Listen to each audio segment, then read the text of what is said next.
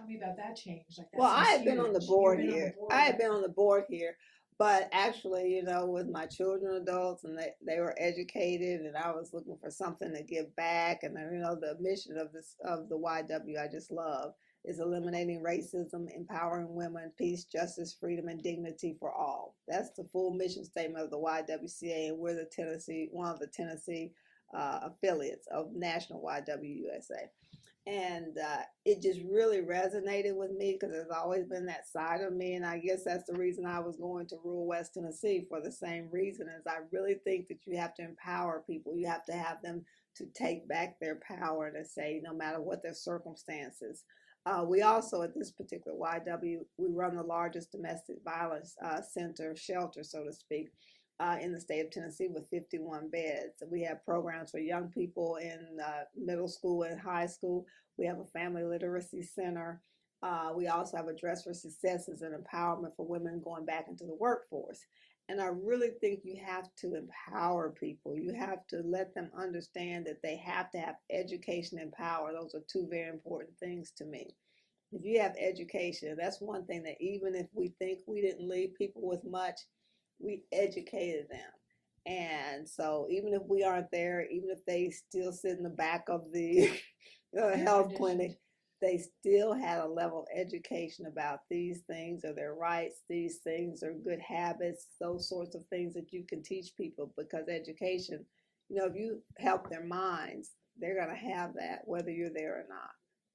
It seems like this job that you're in now almost is like the fulfillment of the frustrations that you were feeling over there. Like you have now more tools and way more tools. More tools than we've ever had, really, to get to that. For instance, we have a program for young men, for young boys in the middle and high school, and it's called the Men Together, and it's really helping young boys understand healthy masculinity, because we believe that a lot of young boys don't have a safe place and don't really understand what it means to be a healthy man. They have certain ideas about what manhood means. I'm a good athlete. I raise the money. I conquer women. I have sex. They have all those ideas, and that's not being a healthy man. And we show them how they really can work hard and understand that it doesn't matter if you're the best athlete. It doesn't matter, if you all this conquest of women and how you look at women.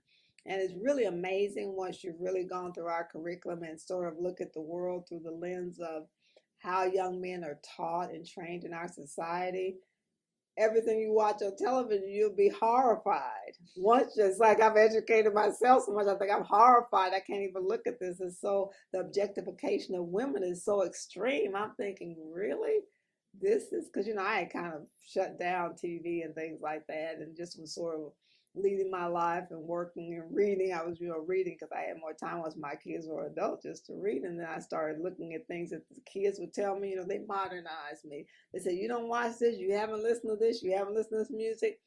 When I did, I was at our domestic violence center, and this little boy, I was going there doing some activities with the kids in the shelter.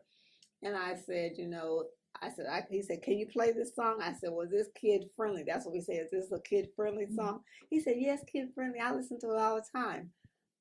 So on my little phone, iTunes, I started playing this. I was like, I said, wicked, this is not, but so if you're listening to little bitty children are listening to this thing, and the way that they talk about women and relationships, how do you expect them to act differently once they get older? And then, then the young girls are, programmed to believe, oh, this is cute. He likes me because he's acting this way. And next thing you know, you have a toxic situation. And we can do better than that.